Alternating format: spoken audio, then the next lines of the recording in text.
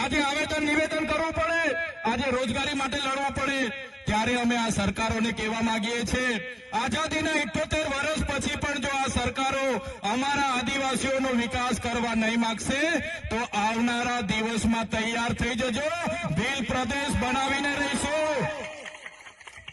દેશનો 29મું રાજ્ય ભીલ પ્રદેશ બનાવીશું અમે, અને એની રાજધાની આપણે કેવડિયા રાખીશું. કેવડિયા કોઈના બાપની તાકાત નથી કે અમારો ભીલ પ્રદેશ અલગ રાજ્ય બનાવતા અમને રોકે.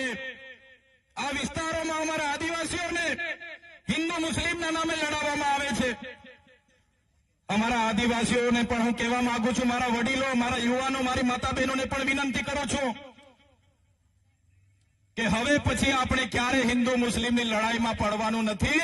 આપણા અધિકારોની લડાઈ માટે હવે બહાર નીકળવાનું છે. સંવિધાને અધિકારો આપ્યા છે, આ સરકારોએ આજ દિન સુધી લાગુ નથી કર્યા. એની લીધે અમારા સમાજની હાલત આ છે. આજે વિકાસની મોટી મોટી વાતો થાય છે, મોટા મોટા બેનરો લાગીને બ્રાન્ડિંગ થાય છે, પ્રચાર થાય છે, પ્રસાર કરે છે, અમૃતકાળ, અમૃત મહોત્સવ ચાલે છે. ઊંચી ઊંચી પ્રતિમાઓ બનાવી દેવાથી, ઊંચા ઊંચા બિલ્ડિંગો બનાવી દેવાથી, આ વિસ્તારમાંથી નહેરો લઈ જવાથી, આ વિસ્તારમાં હાઈવે લઈ જવાથી અમારા આદિવાસીઓનો વિકાસ થવાનો નથી. અમારા આદિવાસીઓને સારું શિક્ષણ આપો, અમારા લોકોને સિંચાઈનું પાણી આપો, અમારા લોકોને રોજગાર આપો, તો જ અમારા આદિવાસીઓનો વિકાસ થવાનો છે. સાથીઓ, ક્યાં સુધી આપણે લડીશું અને શા માટે? ક્યાં સુધી આપણે ભીખ માંગીશું? સરકારો આવે છે, એમના બહારના એજન્સીઓ વાળા મળતિયાઓ, એનજીઓ વાળા મળતિયાઓ આપણા આદિવાસીઓના બજેટ પર જીવે છે. આ વિસ્તારમાં પણ કેટલાક પ્રાંતપાંતી લોકો આવીને નેતા બનીને ફરે છે. એમને પણ કહેવા માંગુ છું, અમારા આદિવાસીઓને અંદર અંદર લડાવવાનું બંધ કરી દેજો.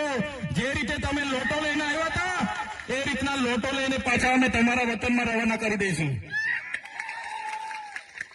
અહીંયા લોટો લઈને આવેલા ને અમારા આદિવાસીઓને અંદર અંદર લડાવે છે ને રાજ કરે છે. એવા લોકોને પણ ઓળખી લેજો. જે દિવસે અમારો આદિવાસી જાગશે એ દિવસે આવા લોટા લઈને આવેલા લોકોને પણ ફરી લોટા લઈને પાછા એમના યુપી બિહાર મોકલી આપીશું. આ આદિવાસીઓનું ખૂન છે. અમારા પૂર્વજોએ આઝાદીમાં પણ પોતાનું યોગદાન આપ્યું છે, દેશના વિકાસમાં પોતાનું યોગદાન આપ્યું છે, અને આજે અમારી જમીનો સંપાદન કરી લેવામાં આવે છે, શ્રી સરકાર કરી લેવામાં આવે છે, કંપનીઓને આપવામાં આવે છે. ત્યારે સાથીઓ, હવે કોઈ આવેદન નિવેદન કરવાની જરૂર નથી, હવે કોઈ જિંદાબાદ મુર્દાબાદ કરવાની જરૂર નથી. નર્મદામાં આટલા બધા વિસ્થાપિત થયા આપણા લોકો, આટલા વર્ષોથી દર દર ભટકે છે. અહીંના નેતાઓ ગોળ ગોળ ફેરવે છે, ખોટા વાયદાઓ કરે છે, મંત્રી તંત્રી પારણા કરાવીને જતા રહે છે. પણ મેં તમને વિસ્થાપિતોનો પણ આજના મંચ પરથી કેમ છું, બાલુભાઈ, હવે તમે બધા તૈયાર થઈ જાઓ. હવે ભીખ નથી માંગવાની. આ લોકો જો નર્મદા વિસ્થાપિતોને યોગ્ય ન્યાય નહીં આપશે, આવનારા દિવસોમાં નર્મદા કેનાલ બંધ કરી દઈશું. તૈયાર થઈ જાઓ. અમે આગેવાની કરવા માટે તૈયાર છે. પોલીસ સામે અમે લડવા માટે તૈયાર છે. પોલીસનો પહેલો દંડો, પહેલી ગોળી અમે ખાઈશું. પણ જો આ નર્મદા વિસ્થાપિતોને ન્યાય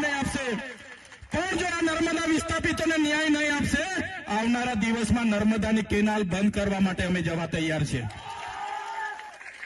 નર્મદા ડેમ આપણો છે, નર્મદામાં ઉત્પન્ન થતી વીજળી આપણી છે, નર્મદાનું પાણી આપણું છે, અહીંયા આપેલી જમીનો આપણી છે, અહીંયા બનેલી જીઆઈડીસીમાં કોલસો નીકળે આપણો છે, આંબા ડુંગરમાં યુરેનિયમ નીકળે આપણો છે.